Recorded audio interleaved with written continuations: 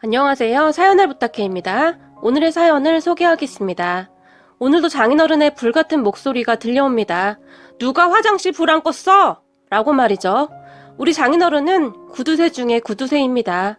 스크루지 영감이 왔다가 울고 갈 정도입니다. 가족들 모두가 고개를 절레절레 흔들고는 하니까요. 장인어른이 갑자기 저를 보며 박서방 자네가 불 안 껐어? 라고 묻고는 눈에 불을 켜고 저를 째려봅니다. 그런 장인어른의 말에 제가 장인어른 저는 아닐걸요? 저는 이미 훈련되어 있잖아요. 아마도 저는 아닐 거예요. 저는 머리보다 손이 먼저 움직이는걸요? 라고 능청스럽게 말을 했고 그런 제 말을 듣던 장인어른은 그렇지 박서방은 아닐 거고 그럼 도대체 누구야? 라고 다시 호통을 쳤고 김서방 자네인가? 라고 장인어른이 묻습니다. 그 말에 동서가 잔뜩 긴장을 했는데요. 그게 아마도 저인 것 같습니다. 라고 말을 하며 머리를 긁적긁적입니다. 그런 동서를 보며 장인어른이 자네는 다시 경고일세? 알겠나? 라고 소리를 질렀고 동서는 그런 장인어른의 기세에 기가 눌렸던지 그저 네 죄송합니다 라고 말을 해버립니다. 우리 장인어른은 그런 사람입니다. 어떠한 낭비도 허락하지 않는 분이죠. 저야 뭐 적응이 되었다지만 동서가 아직 적응이 안 된 모양입니다. 얼굴에 불만이 가득한 표정이네요. 저는 부모님이 교통사고로 일찍 돌아가셨습니다. 부모님이 돌아가시면서 보험금을 조금 남긴 것으로 알고 있는데 친척들이 그 돈을 다 빼돌렸고요. 그때 당시 저는 어렸기 때문에 딱히 뭘 할 수가 없었는데요. 다만 머릿속에 기억나는 장면이 하나가 있네요.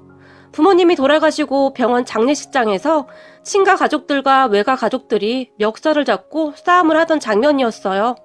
우리 아들 보험금을 당신이 왜 가져간다는 거야? 라고 친할머니가 소리를 질렀고 그런 친할머니에게 외할아버지가 내 딸 보험금도 거기 있잖아. 어디서 말을 함부로 하는 거야? 라며 장례식장에 떠내려가라 소리를 질러댔거든요. 그렇게 몸싸움까지 났고 장례식장을 두 가족이 완전히 뒤집어 놓았어요. 어린 나이였지만 그저 대단하다는 생각밖에 들지 않았던 것 같네요. 결국 싸움에서 이긴 것인지 뭔지는 잘 모르겠지만 저는 큰아빠 집에서 살게 되었고 그곳에서 구박덩이로 살았어요. 하물며 큰엄마는 밥 먹는 것도 눈치를 줬는데요. 눈치도 없이 새끼를 꼬박꼬박 다 먹어 라는 말도 서슴지 않고 했거든요.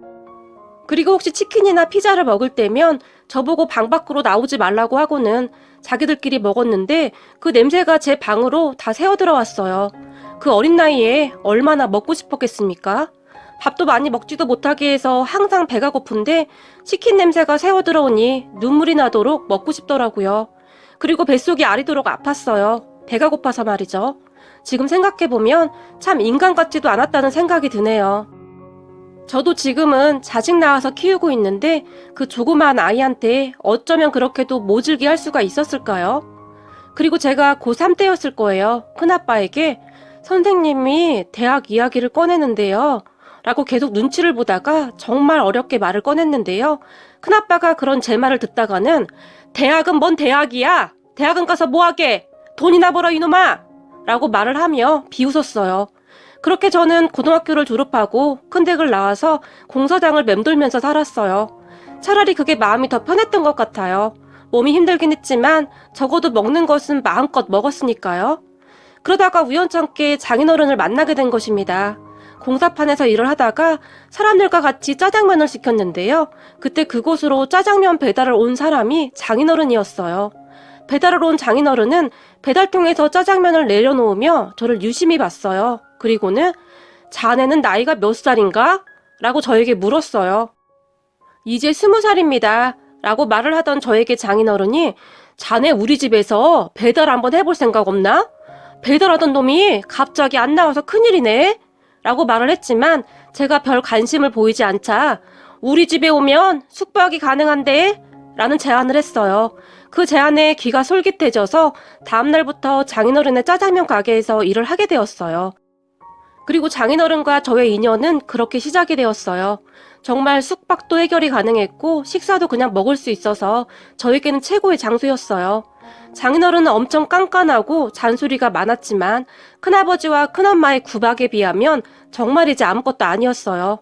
그리고 장인어른은 먹는 것은 절대 아끼지 않고 많이 먹여줬거든요. 그러던 어느 날 가게에 어떤 여자가 들어왔는데 장인어른의 딸이었어요. 맞습니다. 그 사람이 지금의 제 와이프입니다. 제가 한눈에 보고 반해버린 여자고 말이죠. 하지만 와이프는 제가 감히 쳐다볼 수도 없는 사람이었어요. 저와는 다르게 좋은 부모님 밑에서 부족함 없이 대학까지 다니고 있는 그런 여자였으니까요. 저는 그렇게 한동안 와이프를 가슴에 담아둔 채 멀리서 지켜만 보고 있었는데요. 그런 제 마음을 사장님이, 그러니까 지금은 장인어른이죠. 장인어른이 눈치채고 있었던 것 같아요. 어느 날 가게 문을 닫고 저에게 박군, 나랑 맥주 한잔 하자 라며 치킨 한 마리를 배달시켰는데요. 맥주와 치킨을 정신없이 먹어대던 저에게 장인어른이 이거 한 마리는 안 되겠다. 우리 보쌈도 하나 먹을래? 라고 묻더라고요. 그런 장인어른의 말에 제가 고개를 끄덕였고 잠시 후 보쌈이 배달되어 왔는데요. 보쌈을 맛있게 먹던 장인어른이 갑자기 박군 부모님은 어떻게 된 건가? 라고 묻더라고요. 그런 장인어른에게 어릴 때 교통사고로 돌아가셨습니다. 라고 아무렇지도 않게 말을 했는데요. 그럼 그동안 박군이 고생이 많았겠구나 라고 묻더니 그런데 참 잘 컸다 라고 말을 하면서 제 등을 쓰다듬어 주셨어요. 장인어른의 말을 들으며 입안 가득 보쌈을 넣고 우적우적 먹고 있었는데요. 제 눈에서 갑자기 눈물이 뚝뚝뚝 떨어지기 시작했어요. 그동안의 서러움이 복받쳤던 것 같아요. 그런 제 모습을 보며 장인어른이 어이구 이놈아, 입에 있는 거나 다 먹고 울던지, 어이구 콧물에 눈물에 내가 아주 더러워서 못 보겠다 라고 말을 하면서 화장지를 가지고 오더니 제 눈물과 콧물을 직접 닦아줬어요.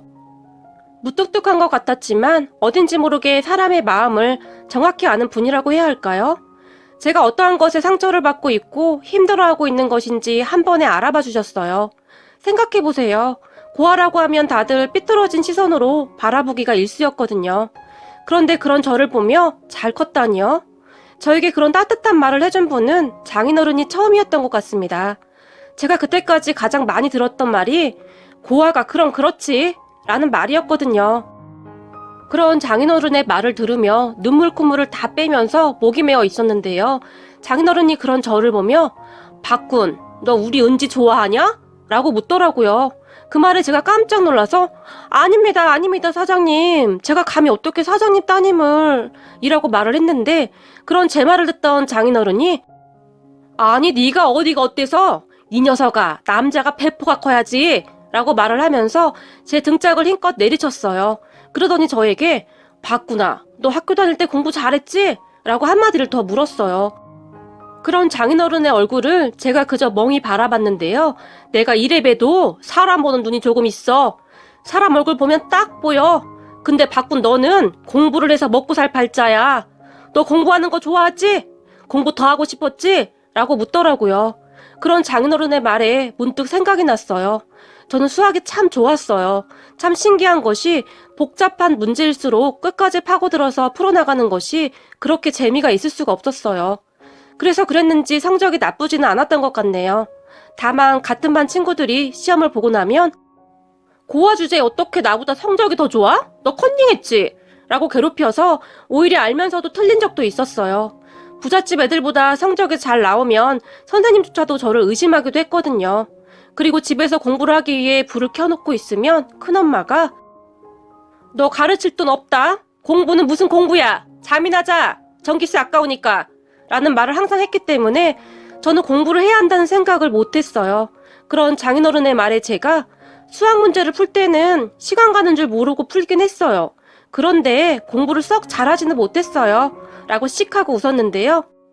장인어른이 저에게 봤구나, 사람은 배워야 하는 거다. 그래야 살면서 무시 안 당하는 거야. 알겠냐?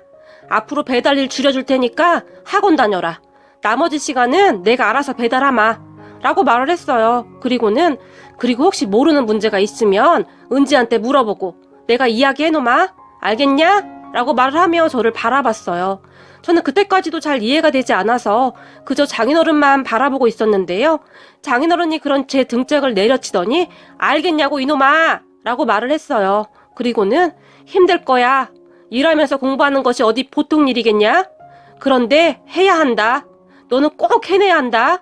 그래야 사람들이 너를 고아라고 함부로 하지 않는 거다 라고 말을 했는데 그때 당시 장인어른의 눈에는 아련함 같은 것이 가득했던 것 같습니다. 그리고 며칠 뒤부터 저는 일이 일찍 끝나면 학원을 다녔는데요. 장인어른의 말대로 정말 많이 힘이 들었어요. 늦게까지 공부를 하다가 코피를 쏟은 것이 한두 번이 아니었던 것 같아요. 그렇게 제가 삐쩍삐쩍 말라가자 어느 날 장인어른이 봤구나, 오늘은 나랑 어디 좀 가자 라고 말을 하더니 한의원에 데려갔는데요. 우리 애가 요즘 몸이 많이 피곤해서 그러는데 제일로 좀 보약 한 잔만 해주소 라고 말을 했어요. 그런 장인어른을 제가 놀란 눈으로 바라봤는데요. 장인어른이 제 눈을 애써 피해버리며 요즘 코피도 많이 썼고 애가 꼴이 영 말이 아니네요 라고 한의사를 보며 말을 했어요. 그렇게 한약을 주문해놓고 나오는데 장인어른이 저를 보며 걱정 마 이놈아, 네 월급에서 깔 거니까 라고 말을 하더니 저를 데리고 꽤 비싼 소고기집으로 들어갔어요. 그리고는 오늘은 둘이 몸보신 좀 한번 해보자 라고 말을 하고는 소고기를 굽기 시작했는데요. 제가 생각했던 것보다 훨씬 많은 양의 소고기를 시켰는데 저는 계속 먹기만 했고 장인어른은 계속 굽기만 했어요. 맨날 눈칫밥만 먹고 자랐었는데 장인어른은 고기 한 점 제대로 먹지도 않고 고기를 굽기 바쁘게 많이 먹어라, 많이 먹어야 힘을 내서 공부를 하지, 얼른 더 먹어, 여기 고기 아주 많다 라고 말을 하며 제 그릇에 고기를 쌓아두기 바빴어요. 세상에 태어나서 처음 느껴보는 사랑이었다고 해야 할까요? 우리 장인어른은 그런 분이었어요. 엄청 잔소리가 심하고 무섭게 말을 했지만 사실은 가슴이 참 따뜻한 그런 분이었어요.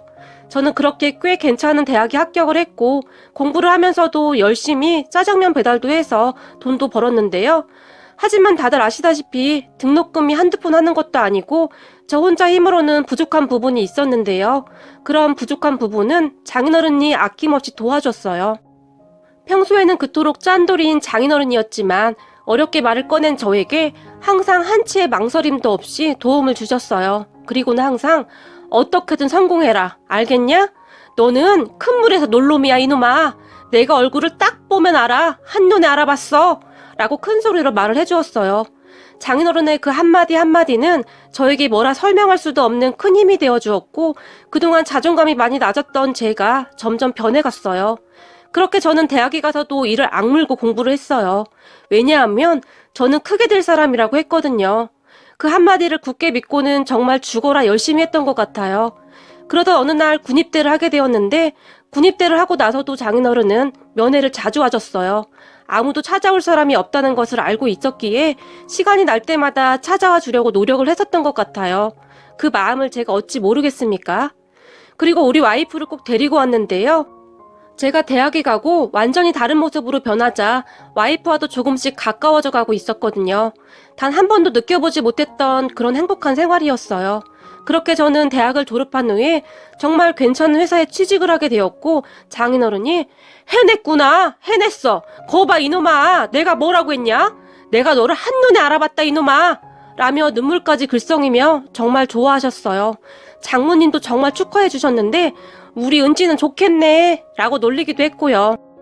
그런 장모님의 말에 와이프의 얼굴이 빨갛게 변했는데요. 와이프와 저는 장인 장모님 두 분의 허락을 받고 결혼을 전제로 교제 중이었거든요. 제가 회사에 입사를 하고 얼마 후 와이프와 저는 결혼까지 하게 되었고 처갓집에서 장인 장모님을 모시고 같이 살았어요. 부모정이 그리워서 저는 그냥 다 좋았거든요. 제가 우리 장인 장모님을 정말 좋아하고 존경하는 이유가 그뿐만이 아니었는데요. 처제 상견례 도중 동서 부모님이 장인 장모님을 보며 말씀 많이 들었습니다. 고아인 큰 사이를 직접 다 가르쳤다면서요? 대단하세요 라고 말을 했는데요. 어찌 보면 별 뜻이 없어 보일 수도 있었고 또 어찌 보면 약간의 기선제압 같은 것이었다고 해야 할까요? 우리 아들은 멀쩡한 집안에서 잘 자란 그런 사람입니다. 잠깐이지만 그런 느낌이 들었던 것 같아요. 유난히 고아 부분을 강조해서 말을 했거든요. 그런데 식사를 하던 장인어른이 갑자기 젓가락을 탁 하고 내려놓더니 고아가 아니라 제 사위지요. 사위도 자식인데 말씀이 조금 지나치신 듯합니다. 라고 단호하게 말을 했어요. 장인어른의 말에 사돈어르신들이 어쩔 줄을 몰라 했는데요. 말 한마디 한마디가 당사자한테는 비수가 되어 꽂히는 법입니다. 그리고 제가 아무리 도와줘도 지가 못 받아먹으면 어림도 없는 일이지요. 근데 우리 큰 사위는 대학 다니면서 거짓 내내 장학금을 받고 다녔어요. 사돈도 땡땡대학교 아시죠? 바로 그 대학교에서 말이죠. 그리고 사돈, 땡땡 회사도 아시죠? 우리 사이가 지금 거기서 팀장으로 있어요. 승진에서도 한 번도 떨어진 적이 없어요. 아주 든든합니다. 라며 아주 신이 나서 말을 했어요. 장인어른은 항상 사람들에게 저를 그렇게 설명하곤 했어요. 그런 장인어른의 말에 장모님이 장인어른의 옆구리를 쿡쿡 찔러댔지만 장인어른은 내가 요즘 아주 살맛이 납니다. 라는 말을 잊지 않았고 말이죠. 장인어른은 그렇게 언제 어디서나 제 편이 되어주었어요. 그런데 어느 날 장인어른의 이야기를 듣게 되었는데요. 사실 나도 고아였네. 그래서 자네의 마음을 누구보다도 잘 알지. 내가 중학교를 막 졸업하고 고등학교에 들어갔는데 공부가 싫어서 못된 짓만 하다가 퇴학당했어. 그렇게 막노동판을 돌다가 어느 날 우리 장인을 만났어. 장인이 아무 말도 없이 짜장면 만드는 것을 배워보라고 하더구만. 그리고 고등학교 검정고시 공부를 시켰어. 대학까지 가라고 했는데 나는 공부에 영 흥미가 없었어. 그런데 짜장면 만드는 것이 그렇게 즐거울 수가 없었네. 라고 말을 하더니 옛날 생각이 나는지 장인어른의 눈가가 촉촉해집니다. 그리고는 장인어른이 다시 입을 열었는데요. 우리 장인어른이 항상 하던 말이 있었어. 없는 사람 무시하지 마라. 나보다 약한 사람 무시하지 마라. 그러면서 우리 가게에 오는 애들한테 그렇게 잘했네. 특히 부모가 없는 애들한테 짜장면을 공짜로 참 많이 주기도 했어. 아이들이 자존심 상할까봐 눈치까지 보면서 말일세. 나는 그런 장인어른을 만나서 세상을 보는 눈을 바꿨네. 그때 당시 우리 장인어른이 짜장면을 공짜로 많이 준다는 소문이 났었는데 한 번은 가게에 어떤 꼬마가 들어왔었네. 한 7살쯤 되어 보였나? 나는 장인어른이 시키는 대로 짜장면을 만들어서 아이에게 가져다 줬네. 딱 봐도 옷을 허름하게 입은 아이였어. 돈을 낼 수가 없는 아이였지. 그런데 아이가 짜장면을 딱 반절만 먹고는 더 먹지를 않는 거야. 그렇게 눈치만 계속 보고 있는데 그 모습을 가만히 지켜보던 우리 장인어른이 왜 더 안 먹어? 얼른 다 먹어. 아저씨가 포장 하나 더 해줄 테니까. 라고 말을 하더구만. 그러더니 나보고 한 그릇 더 포장을 해주라고 하더구만. 알고 보니 항상 같이 오던 할머니가 몸이 안 좋아서 같이 못 왔던 모양이야. 그래서 딱 반절만 먹고 반절은 할머니에게 가져다 주려고 했었던 것이지. 그리고 우리 장인어른은 그런 아이의 마음을 정확하게 이해하고 있었던 것이지. 그리고 나는 그때 다짐했었네. 장인어른 같은 사람이 되어야겠구나 하고 말일세. 라고 말을 했는데요. 그런 장인어른의 이야기를 듣다 보니 실제로 장인어른은 정말 좋은 일을 참 많이 하고 있었어요. 주기적으로 고아원에 방문해서 짜장면을 만들어서 먹이기도 했고 여기저기 후원도 참 많이 했습니다. 하지만 단 한 번도 아까워하지 않았어요. 항상 얼굴에 미소가 가득했거든요. 그리고 저도 그런 장인어른을 따라 배워가고 있었습니다. 그런데 얼마 전에 장인어른 가게에서 일을 도와주고 있었는데요. 주말에 일손이 부족하면 제가 가게 일을 도와주고 있거든요. 바삐 일을 하고 있었는데 낯익은 남자 한 명이 들어왔어요. 그래서 자세히 보니 큰아버지였어요. 근처에 볼 일이 있어서 지나가다가 들어왔다고 하는데 저를 보던 큰아버지의 표정은 뭐라고 설명할 수가 없었는데요. 너 짜장면집 종업원 됐냐? 그래도 네 주제에 출세했다. 라고 얼굴에 비웃음이 가득한 채 물었는데요. 그리고는 여기 간짜장 하나 갖다 줘라. 라고 주문을 했어요. 큰아버지에게 뭘 크게 기대한 것은 아니었지만 그래도 오랜만에 만난 조카의 안부 정도는 물어도 될 듯 하던데 그 집안 사람들은 참 인정머리라고는 찾아볼 수가 없는 사람들이었어요. 그런 큰아버지를 제가 그냥 모른 척하고 지나가려고 했는데 그런 우리 모습을 보던 장인어른이 갑자기 큰아버지 앞에 성큼성큼 다가오더니 누구신가? 라고 물었어요. 큰아버지세요. 라고 제가 짧게 말을 했어요. 아이고 인사가 늦었습니다. 우리 사위 키워주신 분인가 보군요. 라고 장인어른이 말을 했는데요. 그 말을 듣고 있던 큰아버지가 상당히 놀란 표정으로 사위요? 라고 짧게 물어봤어요. 그럼 큰아버지에게 장인어른이 예, 우리 귀한 사위지요. 공휴일에는 집에서 쉬라고 하는데도 굳이 와서 도와주네요. 큰 회사 다니느라 피곤할 텐데 말이죠. 라고 말을 해버렸어요. 그러더니 우리 사위가 땡땡 회사 다니거든요. 땡땡 회사 알죠? 거기 팀장입니다. 라고 말을 하며 큰 소리로 웃었어요. 그런 장인어른의 말을 듣던 큰아버지가 들고 있던 젓가락을 떨어뜨렸는데요. 니까짓 게 어떻게 그 큰 회사를 들어갔냐? 라고 물었어요. 그 말에 장인어른의 표정이 굳어졌는데요. 니까짓 거라니요? 남이 귀한 사위한테. 우리 사위는 이제 그쪽이 그렇게 함부로 할 사람이 아니거든요? 라고 말을 해버렸어요. 그 순간 큰아버지의 표정은 뭐라 표현할 수도 없이 구겨져 버렸는데요. 먹던 음식도 다 먹지 못하고 놀라서 가버렸어요. 그런데 얼마 후에 다시 찾아와서는 하는 말이 니네 형이 말이다. 사업을 하잖니? 그런데 네 얘기를 하니까 잘 되었다고 그렇게 좋아하지 않겠니? 마침 니네 회사와 거래를 터야 하는데 네가 거기 팀장이라며 네가 힘 좀 써주면 잘 될 것 같다고 하던데 네가 힘 좀 한번 써주면 안 되겠냐? 라고 능글능글 맞게 웃으며 말을 했어요. 저는 그런 큰아버지를 보며 그럼 이미 거래하는 업체를 내보내라는 말인가요? 그럴 순 없죠. 지금 거래하는 업체가 일을 못하는 것도 아니고 그 업체도 생계가 걸린 문제인데 라고 딱 잘라서 말을 했는데요. 큰아버지가 갑자기 제 손을 덥석 잡더니 그러지 말고 좀 부탁하마. 우리 전 재산 거기다 다 투자했는데 지금 많이 힘이 들어서 그런다. 그 업체랑은 피 한 방울 안 섞였지만 너랑 나랑은 같은 피가 흐르는 가족 아니더냐?